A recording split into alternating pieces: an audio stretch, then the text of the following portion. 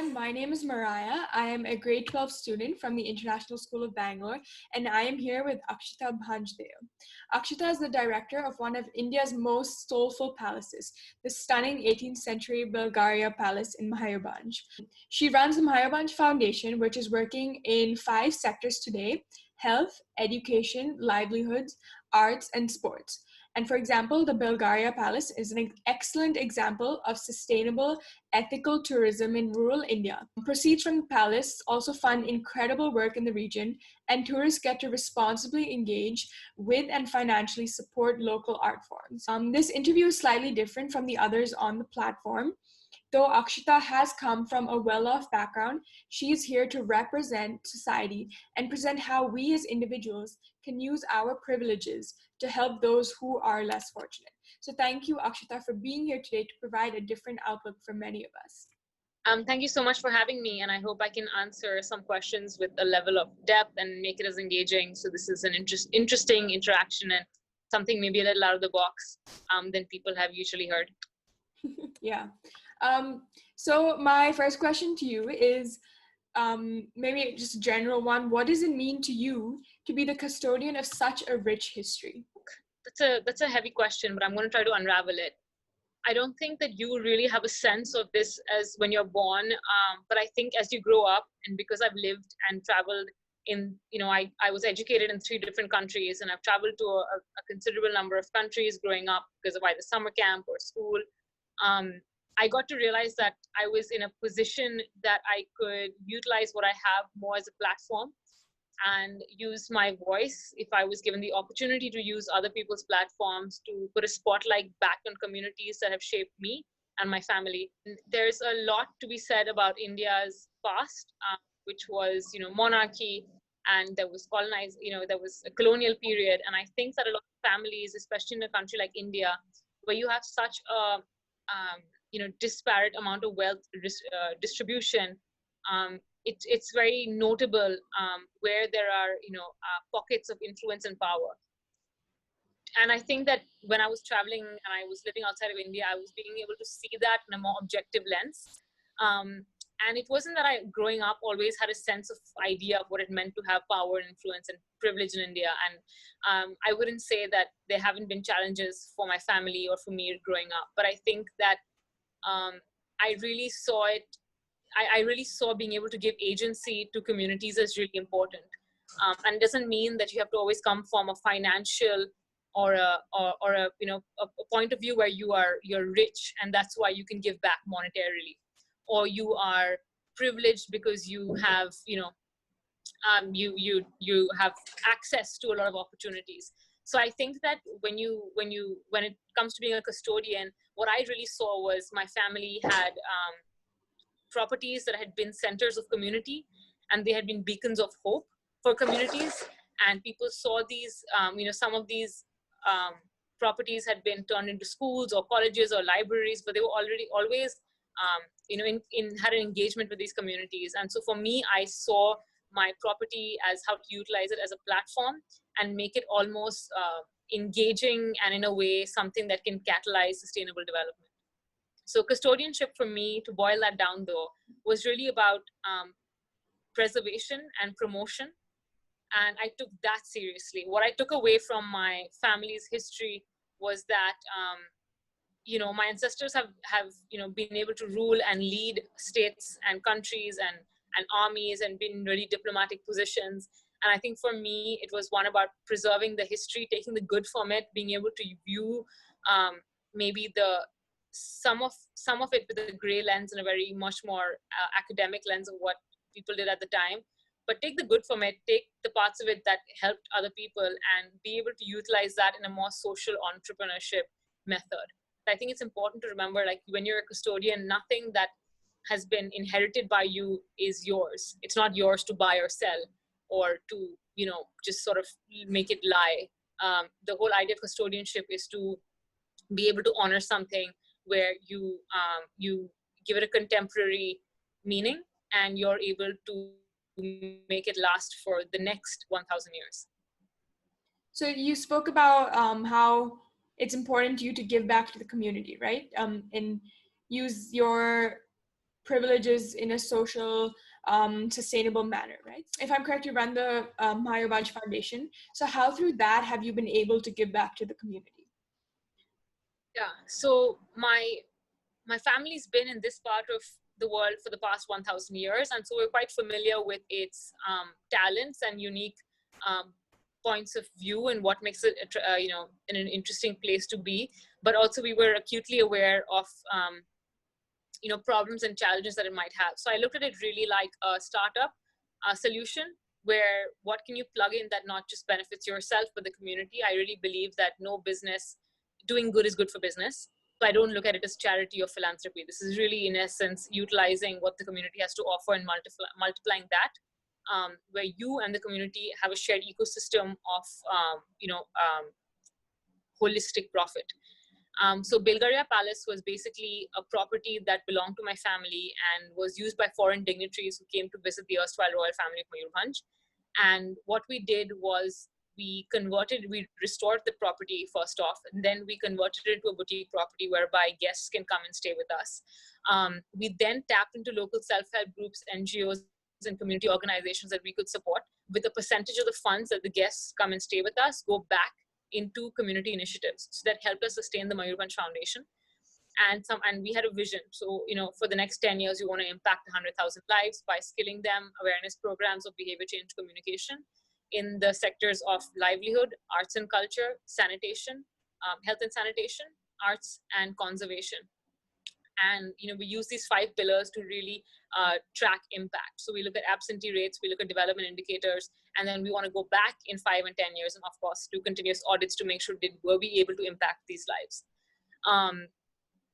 At this level, it's very grassroots mobilization, and we wanted to tap into communities. So like I said, we work with Project Chhauni, which is an NGO that supports the dying martial arts folk dance of Mayurbhanj Chhau, which was patronized by my ancestors.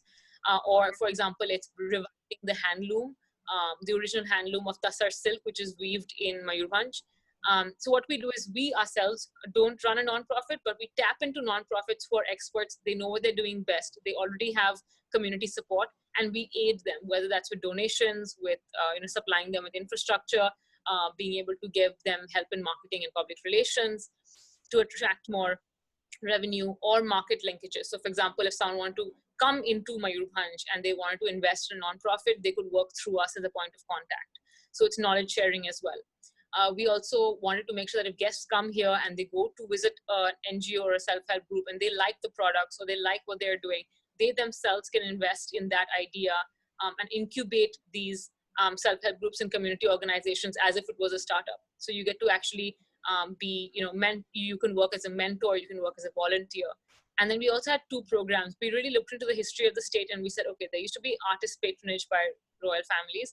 Now, how can we build that into artist residencies so that emerging artists get to actually work with, tribal contemporary artists. So Mayurbhanj is also an Adivasi dominant state. So we have over 30 different kinds of tribal communities. And we wanted to make sure that this reflected, because something in India is that a lot of us growing up were taught an education system and a syllabus that was actually much more favorable to,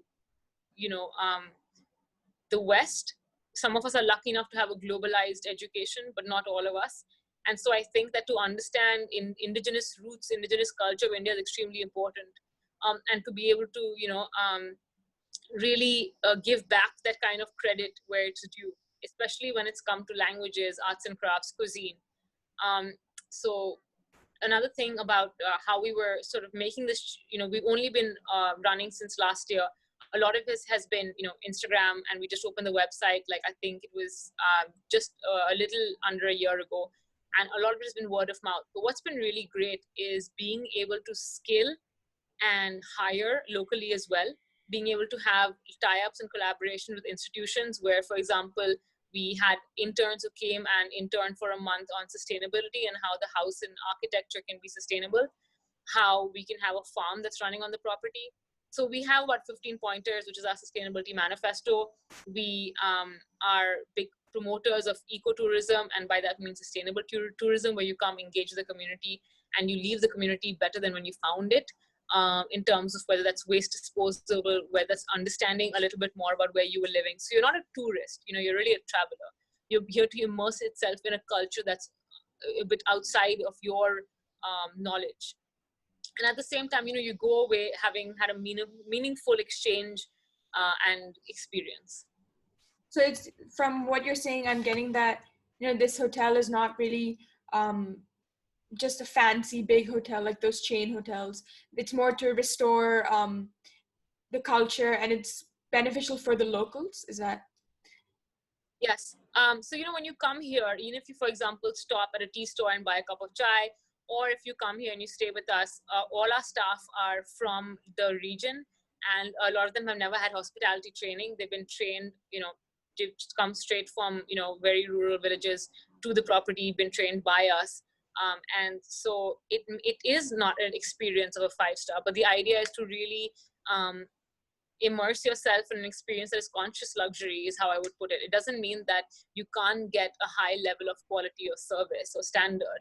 But I think that it's okay to not, to be able to be more responsible, to be a bit more aware, and I think be a bit more conscious when you're traveling. Yeah.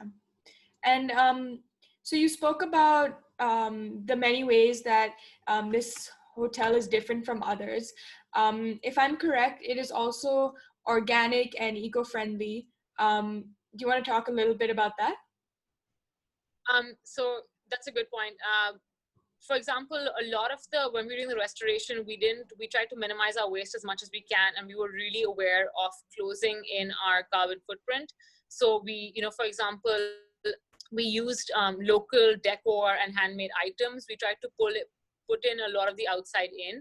So by that, for example, there are these very old handicrafts and textiles, and we brought that in different places. We, for example, dokra, and which is a 4,000-year-old metal wax casting technique, and we used that around the house.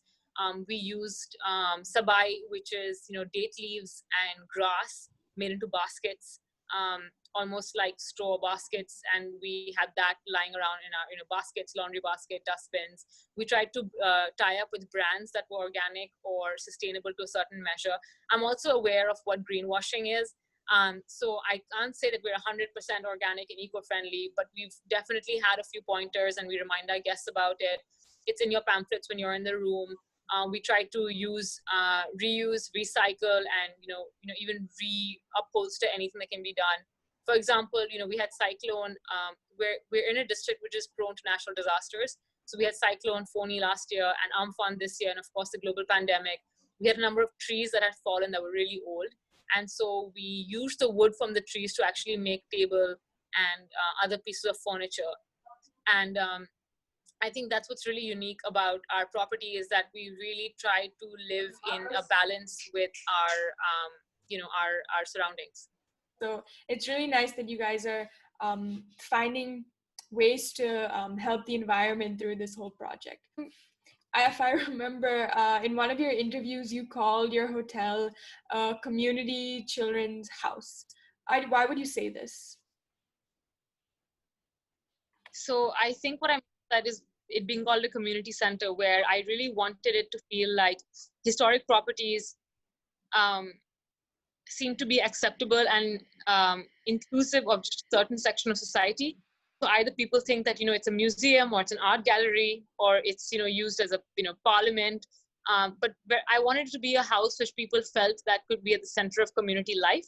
So whether last year we actually had an art exhibition which was open to public for 3 days, and it had it had artists coming from 2-3 different regions and from the East, and it had youth, and it had photography workshops. And I just wanted it to be more inclusive of the surrounding community, and literally just throw open the gates of it. I feel like especially palaces and forts in India for so many centuries really have been acceptable and to only entertain a certain class of society. And I think that we need to be a bit more mindful of going forward. If you really want this to sustain itself in the long run, who are we really being able to utilize properties such as these, and who seem to feel like they belong in properties such as these?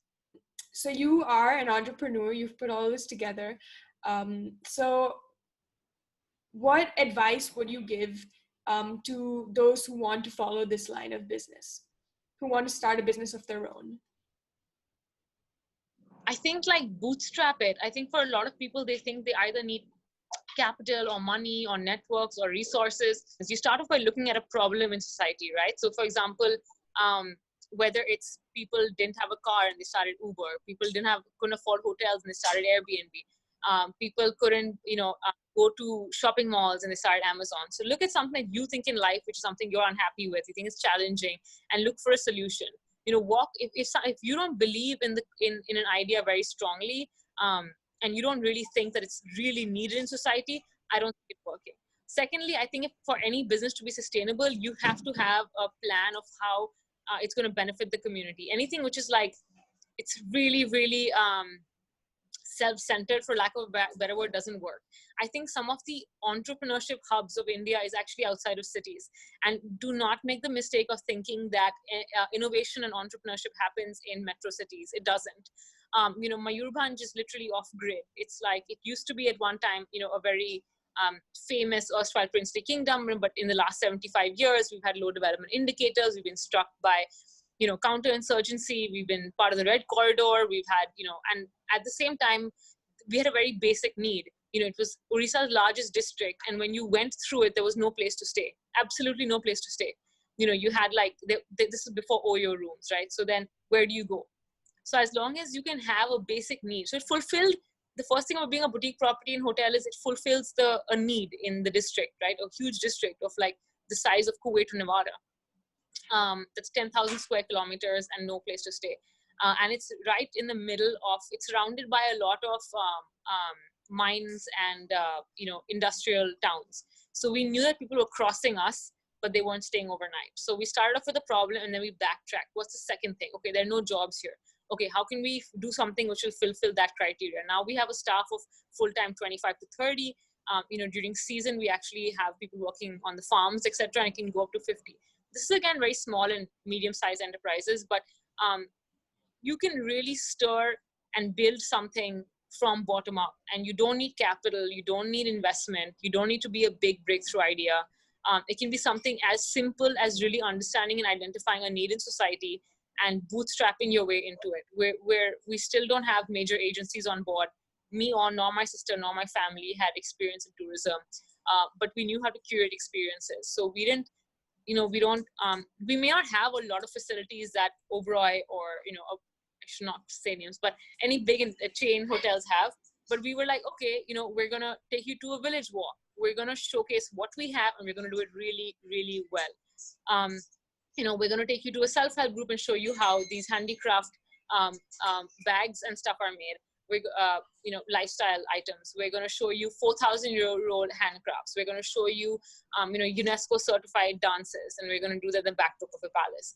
Nothing was like, we're going to have to bring this in from a bigger city and showcase it to you. We're going to have to, like, for example, we don't have a swimming pool, but we tell people we have 1,000, untapped waterfalls. So if you want to go swimming, let me take you to a waterfall in the middle of a forest. So I think that to be innovative, you really have to be curious and think outside the box. And there's never a better time to be an entrepreneur than now. And we would be nothing regardless of the people around us. So the staff I've had, the employees actually that I've had, that's what I'm going to call them. And they're my colleagues and we're part of the same team. And I think if you want to really make a mark, you have to be disruptive. That means that you're going to have to do something that's probably already done, but you're going to figure out how to do it better. And there's, there are so many cases of, youth, really teenagers and youth who've been able to think of an idea and really push for how to scaling it up. And my last advice would be that don't ever be afraid to reach out and ask for help. A lot of the things that I was able to do was because I cold called people, I DM them on Instagram, I DM them on Twitter. I used to find their numbers online. I used to call them up. I would reach out to friends who may have other friends, who may have other friends who may know someone who can help me. And so you can't start a business if you come from a point of ego or the fact that you know everything, you've studied this, you know how to get it done. It doesn't matter if you have a business degree. That doesn't give you a qualification to start a business. You can be complete. Some of the biggest innovations have come from people who actually are not very literate, or didn't go to a top school, or the English isn't perfect.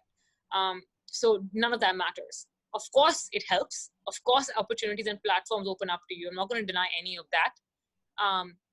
but some of the biggest community partners I have are people who just thought bottom up. So I think that be really proud, and be proud of your roots, be proud of showcasing something different, and if that's a route you want to take in terms of similar to mine, which was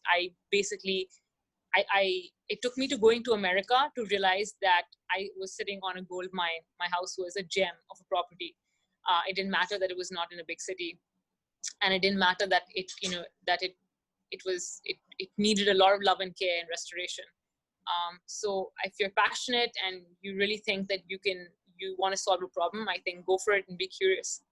Yeah, and I think there's so much we can do with just the surroundings or the places around us, and we just don't realize it yet. And all those misconceptions about how you need the money, you need this, like, all these big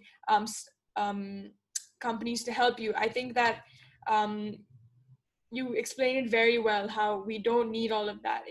There's so much you can do just by believing in yourself and believing in a problem. So thank you so much for sharing that with us. Of course. And I'll share with you my details if anyone ever wants to get in touch with me, if I can help out. We have internship programs and we have volunteer programs and residencies. So more than happy to help out anyone, and I'm only one DM away. So thank you so much for having me on board, and I hope to see you all very soon at the Bilgaya Palace. Thank you so much, Akshita. Bye. Good night.